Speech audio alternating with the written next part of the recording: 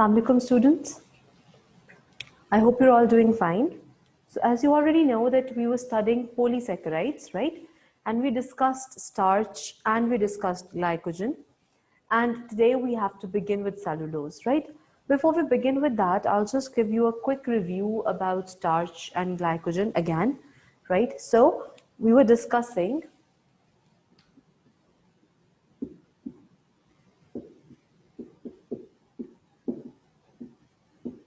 polysaccharides, right? As the name indicates, poly means many, saccharon is derived from the word sugar, right? So made up of many sugars or made up of many monomer units, right? Polysaccharides, they become bigger molecules by the union of many monosaccharides, right?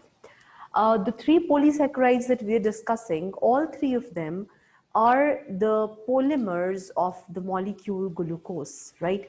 Glucose joins repeatedly 200 molecules, 300 molecules of glucose, and they give rise to the various polysaccharides that we'll be studying, right?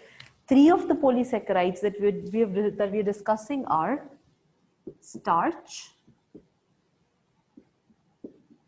glycogen, and today we'll be discussing cellulose.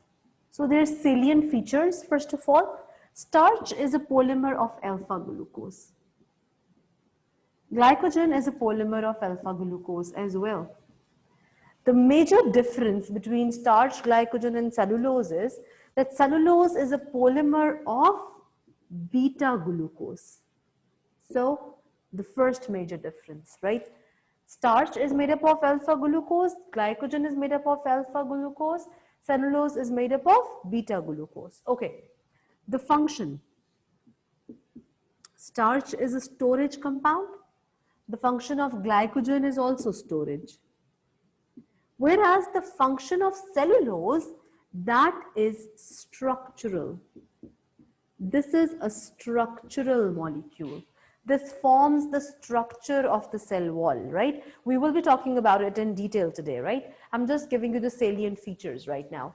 So, starch made up of alpha glucose, glycogen made up of alpha glucose, cellulose made up of beta glucose, right? Then starch is a storage molecule, glycogen is also a storage molecule, whereas cellulose is not a storage molecule, but it's a structural molecule. It forms the structure of the cell walls, right, in the case of the plant cell. Starch is a mixture of unbranched and branched chains, right? Glycogen is mostly branched. There is hardly a part that's not branched, right? Whereas cellulose is unbranched, there is no branching. That means this contains carbon 1,4 and 1,6 linkage, right? Carbon number 1 with carbon number 4 and carbon number 1 with carbon number 6. Same goes for this. This also contains carbon 1,4 and 1,6 linkage, whereas cellulose only contains carbon 1,4 linkage, right? So this is another difference that you have of these two molecules with cellulose, right? Then the basic difference between starch and glycogen is starch is present in plants.